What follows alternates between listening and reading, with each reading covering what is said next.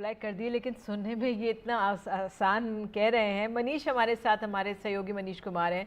मनीष, क्या ये बहुत पेचीदा है, बहुत मुश्किल लग रहा है? क्योंकि वो तो मान रहे हैं असिस्टेंट सेटलमेंट ऑफिसर ही तो आसानी से तमाम कागजात लग जाएंगे, लेकिन जिसको कंप्यूटर नहीं चलाना आता या नहीं है कंप्यूटर, या जिसके पास सेल डीड या बाय डीड नहीं है, वो तो मुश्किल में होगा।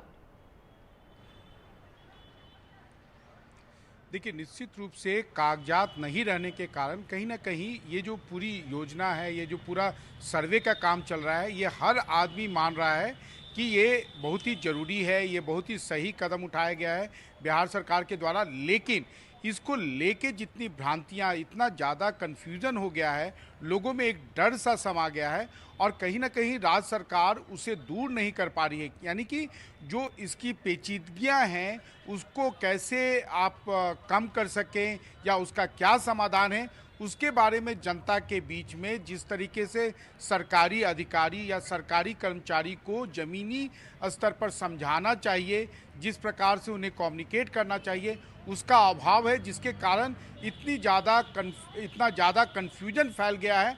और मैं आपको बताऊं कि सरकार के अंदर निधि थोड़ी सी डर भी समा गई है। उनको लगता है कि ये चुनावी वर्ष है, अगले साल विधानसभा चुनाव होना है और अगर कहीं इस पूरे योजना के क्रियान्वयन पर अगर दलालों का कब्जा हो गया, यानी कि दलालों के भरोसे अगर काम शुरू हो गया, तो हो सकता है कि जनता के बीच काफ़ी नाराज़गी हो, जिसका उन्हें खामियाजा उठाना पड़े। इसी के लिए सरकार अब थोड़ी सी ओवरड्राइव में है, सरकार थोड़ी सी अब सतर्क हुई है और उसकी कोशिश है कि इस पूरे योजना का जो क्रियान्वयन है, जितना ज़्यादा सिंप्लीफाई से किया जा सके किया जाए। निधि और मनीष, क्या इसको और लोगों तक आसानी से, क्योंकि बहुत लोग ऐसे होंगे जिनके पास कंप्यूटर या साइबर कैफे का एक्सेस नहीं होगा, तो क्या आप सरकार अपनी ओर से कुछ ऐसा करने की सोच रही है कि जो ग्रामीण परिवेश से खास तौर से लोग आते हैं वहां पे उनको कुछ सहूलियत मिल सके?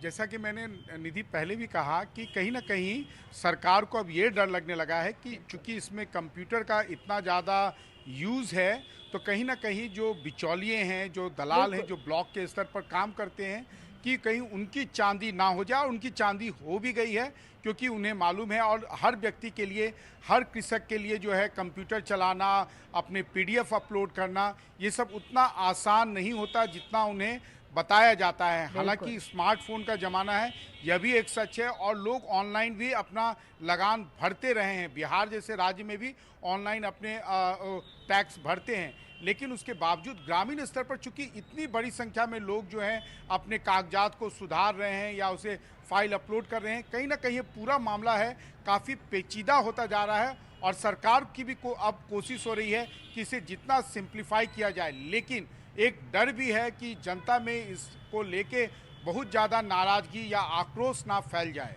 निधि बिल्कुल मनीष, मुझे कहा जा रहा है हमारे गेस्ट जुड़ेंगे, लेकिन तब तक मैं अगर आपसे ये एक सवाल ये भी पूछ लूं कि अब तक सरकार को कितनी कामयाबी मिली है, क्या कुछ अब तक पता चल सका है? क्योंकि सरकार का ये काफ़ी महत्वाकांक्षी प्रोजेक्ट है, ज़रूरत भी है, जैसे आपने कहा बहुत महत्वपूर्ण है ये, तमाम राज्यों के लिए महत्वपूर्ण होगा, लेकिन कितनी सफलता मिली है, कितना ये मामला आगे बढ़ पाया है, उस बारे में सरकार का आश्वासन है?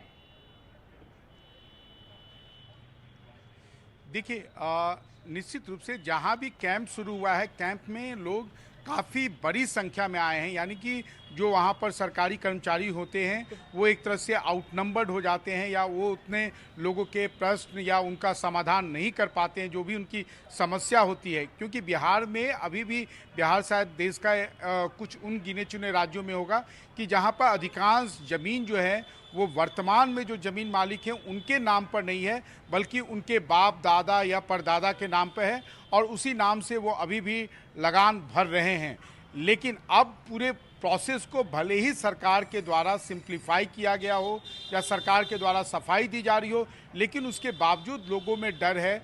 लोगों को लग रहा है कि कहीं ना कहीं जो नियम बनाए गए हैं उस नियम पर वो अगर खरे नहीं उतरेंगे तो उनका ज़मीन विवादों में ना पड़ जाए। जैसे मैं आपको बताता हूँ कि बिहार में अगर आप ज़मीन आपकी ज़मीन है, अगर आप अपनी ज़मीन की बिक्री करना चाहते हैं तो एक रजिस्टर 2 होता है, यानी कि आपकी ज़मीन का म्यूटेशन होता है, उसके बाद रजिस्टर 2 में नाम होता है। तो रजिस्टर 2 में जिसका नाम होगा वही उस ज़मीन की खरीद बिक्री कर सकता है। लेकिन जी। अभी भी 90% लोग ऐसे हैं, उन्हें या तो रजिस्टर 2 के बारे में आइडिया नहीं है, या उनका नाम अभी भी रजिस्टर 2 में चढ़ा नहीं है, क्योंकि उन्होंने इस संबंध में जितनी भी सरकारी प्रक्रिया होती है उसे पूरा नहीं किया है। बिल्कुल निधि। बिल्कुल मनीष, शुक्रिया आपका इस जानकारी को हम तक पहुंचाने के लिए।